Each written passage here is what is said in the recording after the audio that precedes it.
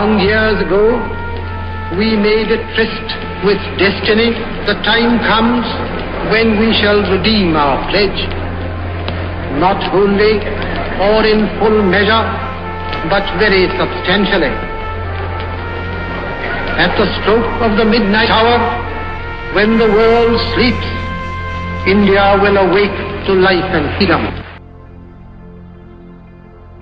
मध्य रात्रि की बेला पर जब पूरी दुनिया नींद की आगोश में सो रही है, तब हिंदुस्तान एक नई जिंदगी और आजादी के वातावरण में अपनी आंख खोल रहा है।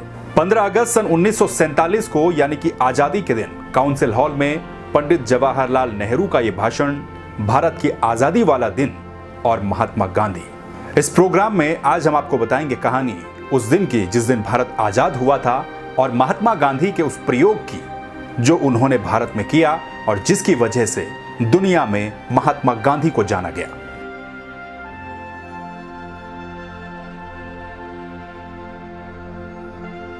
स्वतंत्रता दिवस का समारोह यानी कि 15 अगस्त का समारोह 1947 में 14 अगस्त की आधी रात से शुरू हुआ, क्योंकि काफी सारे ज्योतिषियों का यह मानना था कि 15 अगस्त का दिन भारत की आजादी के लिए एक शुभ दिन नहीं है।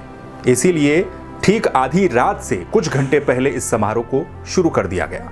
ब्रिटिश राज के दौरान जिस हॉल को विधान परिषद के लिए इस्तेमाल किया जाता था, उस हॉल में उस दिन भारत की आजादी का समारोह मनाया जा रहा था। चारों ओर भारत के झंडे थे।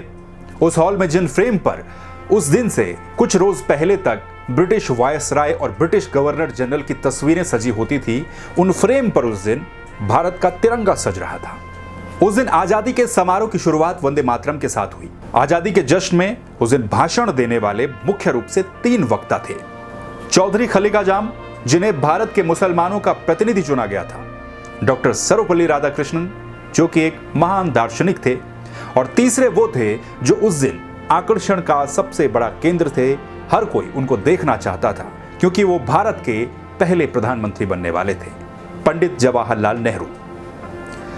अब आप ये सोच रहे होंगे कि आखिर उस दिन इन 3 मुख्य वक्ताओं में महात्मा गांधी का नाम तो है ही नहीं, जो कि इस देश की आजादी के सबसे बड़े नेता थे। काउंसिल हॉल में भाषण चल रहे थे। काउंसिल हॉल के बाहर सड़कों पर जहां जहां तक नजरें जाती थी, वहां वहां तक हजारों की संख्या में देशभक्त भारत देश के नागरिक अपने तिरंगे के साथ मौजूद थे। देशभक्ति के जयकारे लग रहे थे। भारत के पहले प्रधानमंत्री पंडित जवाहरलाल नेहरू कुछ ही देर के बाद अपने 13 मंत्रियों के साथ शपथ लेने वाले थे। इन 13 मंत्रियों में सरदार वल्लभ भाई पटेल शामिल थे, मौलाना अबुल कलाम आजाद शामिल थे और 4 अन्य कांग्रेसी नेता थे। शपथ लेने वाले इन मंत्रियों की लिस्ट में बड़े दिलचस्प नाम थे।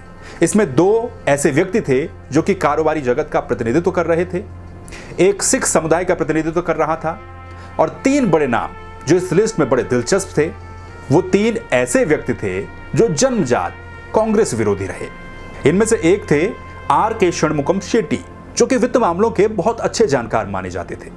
दूसरे थे भीमराव अंबेडकर और तीसरे थे श्यामा प्रसाद मुखर्जी। यानी कि ये मंत्रिमंडल, ये पहला मंत्रिमंडल जो शपथ लेने जा रहा था, उसमें संपूर्ण भारत की एक झलक नजर आती थी, क्योंकि महात्मा गांधी ने पंडित जवाहरलाल नेहरू को यह बात पहले ही बोल दी थी कि भारत का जो नया मंत्रिमंडल बनेगा, जो पहला मंत्रिमंडल बनेगा, उसमें पूरी तरीके से योग्य व्यक्तियों को शामिल किया जाए, फिर चाहे वो किसी भी दल के हों, किसी भी पार्टी के हों और किसी भी जाति के हों। काउंसिल हॉल के अंदर उस दिन जब महात्मा गांधी का जिक्र आया तो पूरा काउंसिल हॉल तालियों की गड़गड़ाहट से गूंज उठा। सिर्फ काउंसिल हॉल ही नहीं बल्कि बाहर तक भी, जहां तक लोग मौजूद थे वहां तक महात्मा गांधी के जयकारे लग रहे थे। लेकिन आखिर महात्मा गांधी थे कहां? ये बड़ी दिलचस्प बात है कि उस दिन महात्मा गांधी 15 अगस्त सन 1947 को जब भारत देश आजाद हुआ, आजादी का जश्न नई दिल्ली में चल रहा था, उस वक्त महात्मा गांधी यानी कि भारतीय स्वतंत्रता आंदोलन के सबसे बड़े नेता दिल्ली में थे ही नहीं। दरअसल उस दिन महात्मा गांधी कलकत्ता में थे और ना तो उस दिन महात्मा गांधी ने कोई झंडा फहराया, ना ही किसी स्वतंत्रता समारोह में शिरकत की, किसी भी प्रोग्राम में वो शामिल नहीं हुए। आखिर ऐसा क्यों? 14 अगस्त की शाम को जब बंगाल के मुख्यमंत्री महात्मा गांधी से मिलने पहुंचे और उन्होंने महात्मा गांधी को पूछा कि आजादी का जश्न किस तरह से मनाया जाए, तो महात्मा गांधी ने उनसे कहा कि चारों तरफ लोग भूख से मर रहे हैं और ऐसी स्थिति में भी आप ये चाहते हैं कि मैं कोई समारोह मनाऊं। दरअसल गांधी जी का मन तब बहुत ज्यादा दुखी था, क्योंकि इसकी वजह भी बहुत ज्यादा गहरी थी। उस समय हिंदुस्तान टाइम्स ने जब महात्मा गांधी से आजादी का संदेश लेना चाहा, तो महात्मा गांधी ने हिंदुस्तान टाइम्स से कहा कि वो अंदर से बहुत खालीपन महसूस कर रहे हैं। बीबीसी ने भी आजादी के मौके पर महात्मा गांधी से उनका संदेश लेना चाहा, लेकिन महात्मा गांधी ने साफ तौर पर इनकार कर दिया और कहा कि वो नेहरू से जाकर के बात करें। उसके बाद जब बीबीसी ने महात्मा गांधी को यह प्रस्ताव दिया कि उनका जो संदेश होगा वो भारत के एक नेता के तौर पर पूरी दुनिया में जाएगा, कई लैंग्वेजेस में, कई भाषाओं में उसको अनुवादित किया जाएगा और दुनिया सुनेगी महात्मा गांधी क्या कह रहे हैं। लेकिन महात्मा गांधी इतने दुखी थे, वो बीबीसी को अपना संदेश देना ही नहीं चाह रहे थे और उन्होंने बीबीसी को यह तक कह दिया कि महात्मा गांधी अंग्रेजी नहीं जानता। दरअसल महात्मा गांधी जिस वजह से इतने ज्यादा दुखी थे, वो वजह थी देश में चल रही हिंसा। लंबे संघर्ष के बाद देश को आजादी मिली, लेकिन देश का बंटवारा हो गया। 16 अगस्त सन 1946 यानी कि ठीक एक साल पहले से पूरे देश भर में व्यापक रूप से हिंसाओं का दौर शुरू हो गया था। बंगाल से बिहार, बिहार से संयुक्त प्रांत से पंजाब, पंजाब से दिल्ली, इस तरीके से पूरे देश भर में हिंसा की आग लगातार फैल रही थी। उस वक्त हिंसा की शुरुआत मुस्लिम लीग के द्वारा की गई। महात्मा गांधी को जब बंगाल में हो रही हिंसा की पहली खबर मिली, तो महात्मा गांधी ने तुरंत यह फैसला लिया कि वो बंगाल जाएंगे। अपने 7 हफ्तों की यात्रा में महात्मा गांधी ने करीब 116 मील का सफर तय किया। 77 साल के महात्मा गांधी 116 मील के सफर पर मैक्सिमम जो उनका सफर था उसमें वो पैदल ही चले। वो जगह जगह जाकर के लोगों को सांत्वना देते फिर रहे थे। दरअसल महात्मा गांधी 15 अगस्त 1947 से 2 हफ्ते पहले ही दिल्ली छोड़ चुके थे।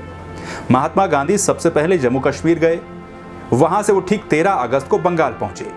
13 अगस्त सन 1947 यानी कि आजादी के दिन से 2 दिन पहले महात्मा गांधी ने बंगाल के बेलिया घाट में एक पुराने जीर्ण शीर्ण पड़े मकान को अपना आशियाना बनाया, उसको अपना बेस बनाया। क्योंकि बेलिया घाट वो इलाका था जहां उस वक्त हिंसा बड़े पैमाने पर फैली हुई थी। 15 अगस्त के दिन महात्मा गांधी ने आजादी का जश्न कैसे मनाया, ये बड़ी दिलचस्प बात है। 15 अगस्त को महात्मा गांधी उपवास पर थे और पूरे दिन भर उन्होंने सत्याग्रह किया और भूखे रह करके आजादी का ये जश्न मनाया। दरअसल इसे हम जश्न मनाना नहीं कहेंगे, क्योंकि महात्मा गांधी बेलिया घाट में चल रही हिंसा से काफी ज्यादा दुखी थे और उन्होंने आग्रह किया था लोगों से कि वो हिंसा को छोड़ दें। और महात्मा गांधी के इस सत्याग्रह की ताकत ये रही, इसका नतीजा ये रहा जो नतीजा इससे पहले उनके सत्याग्रहों का रहा। धीरे धीरे ये अविश्वसनीय सी खबर सामने आने लगी कि बेलिया घाट के हिंसाग्रस्त क्षेत्रों में, हिंसाग्रस्त इलाकों में हिंसा जो है वो थम गई। धीरे धीरे चारों तरफ भाईचारे का माहौल बनने लगा। हिंदू अपने घरों से बाहर निकले, देश के राष्ट्रीय ध्वज को सजाने लगे, जश्न की तैयारी कर रहे थे क्योंकि देश आजाद हुआ था। उनकी देखा देखी में मुस्लिम भी पीछे नहीं रहे, मुस्लिम भी अपने घरों से बाहर निकले। हर कोई यहां से देशभक्ति के नारे लगाता तो दूसरी तरफ से उसे देशभक्ति के नारे जवाब में मिल रहे थे। 15 अगस्त का वो दिन बीत गया। महात्मा गांधी ने अपना 15 अगस्त का दिन उपवास रखकर मनाया और उसका फल भी मिला। जो हिंसा एक लंबे समय से चली आ रही थी वो अचानक से महात्मा गांधी के उपवास के बाद थम गई। ऐसा लगा कि हालत अब काबू में है। लेकिन 15 अगस्त के बाद 15 और दिन बीत जाने के बाद एक बार फिर से हिंसा की खबर सामने आई। 31 अगस्त 1947 को एक हिंदू नौजवान की हत्या कर दी गई और उसके बदले में मुसलमानों पर भी हमले शुरू हो गए और एक बार फिर से बंगाल में हिंसा फैल गई। गांधी जी ने तब एक बार फिर से यह तय किया वो एक बार फिर से जाएंगे और उपवास रखेंगे। जब गांधी जी से यह पूछा गया कि वो गुंडों के खिलाफ कैसे उपवास रख लेंगे, तो महात्मा गांधी ने कहा कि यदि मैं अपना आत्मविश्वास यहां पर खो देता हूं तो ये हिंसा इस तरह से चलती रहेगी, पूरे देश भर में फैल जाएगी। जो आजादी कुछ दिन पहले ही हमें मिली है उसकी कोई भी वैल्यू नहीं रहेगी, उसका कोई मतलब नहीं रहेगा और देश तबाह हो जाएगा।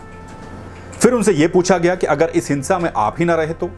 महात्मा गांधी ने जवाब दिया, अगर इस हिंसा में मैं ही ना रहा तो फिर कम से कम मैं वो दिन देखने के लिए जिंदा नहीं रहूंगा जो दिन उसके बाद ये देश देखेगा। यानी कि उनका साफ कहना था कि अगर हिंसा को इस वक्त नहीं रोका गया तो देश की आजादी का कोई मतलब नहीं रहेगा, हम ये आजादी खो बैठेंगे। 2 सितंबर को महात्मा गांधी ने इसके बाद अपना उपवास शुरू किया। महात्मा गांधी ने जब उपवास शुरू किया तो उसके बाद एक बार फिर से अविश्वसनीय तरीके की खबर सामने आई। हिंदू और मुस्लिम जितने भी असामाजिक तत्व थे, जो लोग हिंसा फैलाने का काम कर रहे थे, वो धीरे धीरे महात्मा गांधी के पास आए और महात्मा गांधी के पास आकर के अपने हथियार तक जमा कराने लगे। शहर भर में हिंदू और मुस्लिम एकता के लिए, हिंदू मुस्लिम भाईचारे के लिए सद्भावना जुलूस निकाले गए। मुस्लिम लीग और हिंदू महासभा के नेता, उनके प्रतिनिधिमंडल आए, महात्मा गांधी से मुलाकात करने लगे और महात्मा गांधी से मुलाकात करने के बाद गांधी जी को यह भरोसा उन्होंने दिलाया कि अब इसके बाद इस शहर में हिंसा नहीं होगी। इसके बाद महात्मा गांधी ने अपना उपवास तोड़ा और पूरे बंगाल में शांति बहाल हो गई। इस घटना के बाद लॉर्ड माउंटबेटन ने यह कहा था कि पंजाब में जो काम 50,000 जवान नहीं कर पाए वो बंगाल में अकेले एक बूढ़े व्यक्ति ने कर दिया। उनका कहना साफ था, पंजाब में जिस तरह की हिंसा चल रही थी, कंट्रोल में नहीं आ रही थी, बंगाल में एक बूढ़े व्यक्ति जिसका नाम महात्मा गांधी था, उन्होंने जा करके अपनी सत्याग्रह की तकनीक जिसका वो कई बार प्रयोग कर चुके थे उसी का प्रयोग किया और उसके अविश्वसनीय नतीजे सामने आए।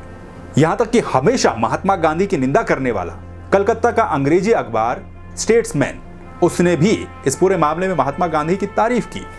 स्टेट्समैन ने लिखा कि उपवास के सबसे मशहूर प्रयोगकर्ता एक हिंदुस्तानी नेता ने इतने सादगीपूर्ण तरीके से कभी एक पवित्र उद्देश्य के लिए इसका प्रयोग नहीं किया था। यानी कि साफ तौर पर उनका यह कहना था कि उपवास का इतना बेहतर इस्तेमाल करना कोई गांधी जी से सीखे। तो इस तरह से जहां एक तरफ दिल्ली में जश्न चल रहा था, समारोह चल रहा था, भाषण चल रहे थे, तो वहीं दूसरी तरफ महात्मा गांधी ने उस दिन अपना स्वतंत्रता दिवस बंगाल के दंगाग्रस्त इलाके में जाकर के बिताया। वहां जाकर के उपवास रखा, सत्याग्रह किया और हिंसा को काबू में किया। उसके कुछ दिन बाद एक बार फिर से जब हिंसा भड़की, फिर से महात्मा गांधी ने वही तकनीक अपनाई, उसी चीज का प्रयोग किया, यानी कि सत्याग्रह का। इसीलिए गांधीवाद, सत्याग्रह और अहिंसा आज के समय में भी अगर प्रयोग की जाए तो उसके भी परिणाम सफल ही नजर आएंगे। जय हिंद।